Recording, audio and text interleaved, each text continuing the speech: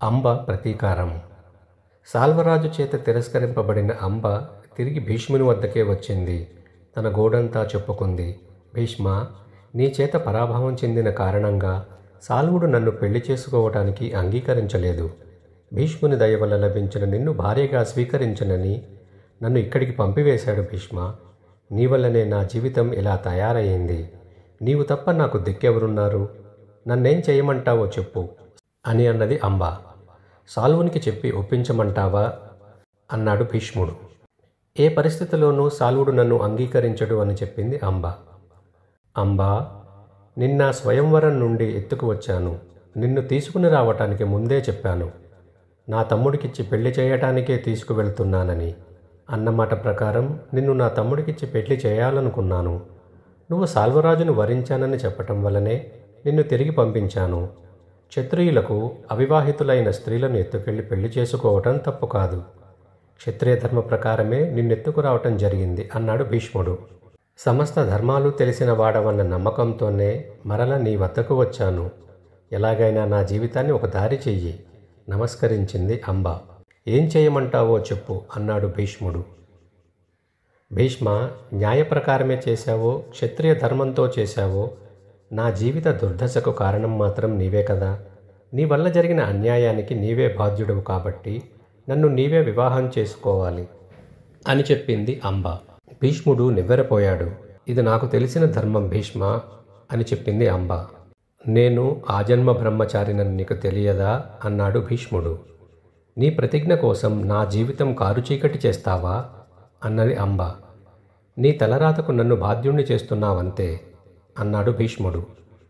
కాదు భీష్మ, మహాపరాక్రమశాలినన్న గర్వంతో, నేను ఆడదానినన్న తృణీకారంతో, ఏమీ చేయలేనని అబలనన్న తేలిక భావంతో మాట్లాడుతున్నావంతే. అంబా, ఈ సృష్టిలోని ప్రతి ఆడది నాకు పూజ్యురాలే. స్త్రీని తల్లిగా మాత్రమే చూడగల వ్రతం నాది. నీవు కూడా స్త్రీవన్న గౌరవంతోనే ఇంతసేపు మాట్లాడాను. నా ఉదాసీనతను తేలికతనంగా నీవనుకుంటే వెంటనే ఇక్కడ నుండి వెళ్ళిపో అన్నాడు భీష్ముడు. ఇదే నీ చివరి అభిప్రాయమా అన్నది అంబ. అవును అని చెప్పాడు భీష్ముడు. ప్రతీకారం నిండిన మనసుతో అంతఃపురం నుండి బయటకు వచ్చింది అంబ. భీష్ముణ్ణి దారికి తీసుకువచ్చే మార్గం కోసం ఆలోచించింది.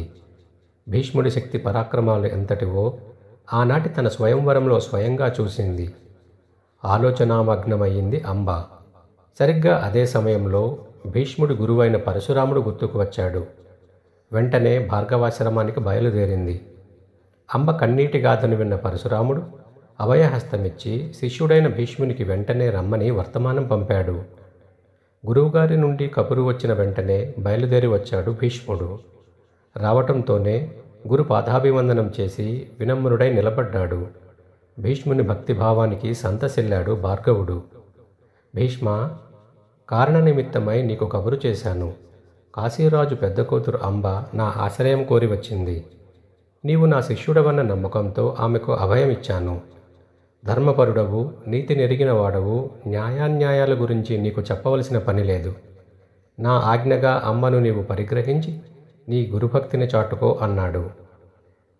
గురువర్య, మీ నీడలో పెరిగి పెద్దవాడనై మీ వద్ద అస్త్ర విద్యలో నేర్చుకున్నాను. పితృ సమానులైన మీ మాటను కాదనగల ధైర్యం ఈ భీష్మునికి లేదు. కానీ నా గురించి మీకు తెలియదా? నేను బ్రహ్మచర్య వ్రతం తీసుకున్నానని మీరు ఎరుగరా? చేసిన ప్రతిజ్ఞ మరచి స్త్రీ సుఖం కోసం భీష్ముడు నియమం తప్పాడని లోకమంతా నిందించటం మీ శిష్యునుగా నాకు మాత్రం మంచిదా? నేను చేయని అపరాధానికి నన్ను బాధ్యుణ్ణి చేస్తారా గురువర్య అన్నాడు భీష్ముడు. నిన్ను పిలువనంపింది న్యాయాన్యాయ విచారణకు కాదు, నా మాట వింటావని, అంబని పరిగ్రహిస్తావని అన్నాడు భార్గవరాముడు. కన్న తండ్రి కోసం జన్మనిచ్చిన తల్లినే గొడ్డలికి ఆహుతి చేసిన నీ శిష్యుణ్ణి గురుదేవా. నేను కూడా కన్న తండ్రి కోసం శపథం చేసిన వాడిని. ఇది గురుధిక్కారం భీష్మా. కాదు గురువర్య, ఆడిన మాట నిలబెట్టుకోవటం అన్నాడు భీష్ముడు. సరే, ఆశ్రయమిచ్చిన అబల కోసం నీతో యుద్ధానికి సిద్ధపడుతున్నాను. నాతో యుద్ధం చేసి నీ ప్రతిజ్ఞ నిలబెట్టుకో అన్నాడు పరశురాముడు కోపంగా.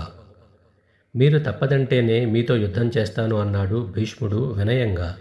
సరే పద అన్నాడు. యుద్ధానికి సిద్ధంగా నిల్చున్నాడు భార్గవరాముడు. భీష్ముడు గురువుగారి పాదాలకు నమస్కరించాడు. ధనుర్బాణాలను తీసుకుని నిలబడ్డాడు. గురువర్య, మీరు ఆజ్ఞాపిస్తేనే బాణాన్ని సంధిస్తాను. అంతేకాదు, మొదటి బాణం కూడా మీరే వేయాలి. నమస్కరిస్తూ విన్నవించాడు భీష్ముడు. యుద్ధం మొదలయ్యింది. ఎవరికి ఎవరూ తగ్గలేదు. దేవాసురులు సైతం గురు శిష్యుల యుద్ధధర్మాన్ని ఆకాశం నుండి చూస్తున్నారు. ఈ విధంగా 21 రోజులు యుద్ధం జరిగింది. గెలుపు ఓటములు తేలలేదు. భార్గవుడు అంబని పిలిచాడు. అంబ, నీవే చూస్తున్నావు కదా, ఎంత కాదనుకున్నా శిష్యుడన్న ప్రేమ నాకు పోవడం లేదు. గురుభక్తిని భీష్ముడు వదలటం లేదు. ఇలా ఎన్ని సంవత్సరాలు యుద్ధం చేసినా నిష్ఫలమే.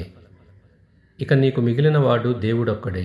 ఆ దేవుడినే శరణు పొందు అన్నాడు భార్గవరాముడు చేసేదేమీ లేక. తీరని ప్రతీకారంతో అంబ అక్కడి నుండి వెళ్ళిపోయింది.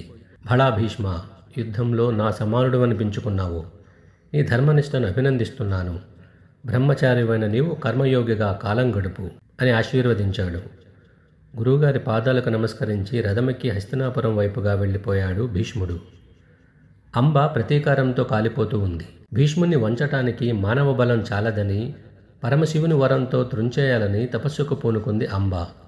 ఓం నమః శివాయ, ఓం నమః శివాయ అంటూ ఘోర తపానికి పూనుకుంది. నిరాహారి అయి వాయుభక్షణతో చేసిన అంబ తపస్సుకి తవశంకరుడైన శంకరుడు ప్రత్యక్షమయ్యాడు. ముందు నిలిచిన విశ్వనాథుని కళ్ళెత్తి చూసింది అంబ. పరమశివ, పార్వతీపతే, కైలాసవాస, శరణు శరణు అని ప్రార్థించింది. అంబ, ఏమిటి నీ కోరిక అన్నాడు శివుడు. హస్తినావతి భీష్ముడు నా జీవితాన్ని మట్టిపాలు చేశాడు పరమాత్మ. ఆ భీష్ముణ్ణి చంపగలిగిన వరం ప్రసాదించు అంటూ పార్వతీనాథుణ్ణి వరం కోరుకుంది అంబ. అనుగ్రహిస్తున్నాను, కానీ స్వచ్ఛంద మరణాన్ని వరంగా పొందినవాడు భీష్ముడు. నీ చేతిలో అతని మరణం సంభవించదు. కానీ అతని మరణానికి నీవే కారకురాలవు కాగలవు. ఈ వరం నీకిస్తున్నాను. వచ్చే జన్మలో మాత్రమే నీకు ఈ వరం ఫలిస్తుంది అని చెప్పి అంతర్ధానుడయ్యాడు భూతేశుడు. వరాన్ని పొందిన అంబ ఆనందపరవశురాలైపోయింది. నా పంతం నెరవేర్చుకుంటాను అని సంబరపడింది. పక్కనే ప్రవహిస్తున్న గంగానదిలో శిరస్నానం చేసింది. అడవినంతా గాలించి పుల్లలు ప్రోగు చేసి అగ్నిని పుట్టించింది. ఆ అగ్నిలో పడి మరో జన్మను పొందటానికి ఆత్మాహుతిని చేసుకున్నది. స్త్రీ ప్రతీకారానికి పాల్పడితే ఎంతటి ఘోరానికైనా సిద్ధమే కదా.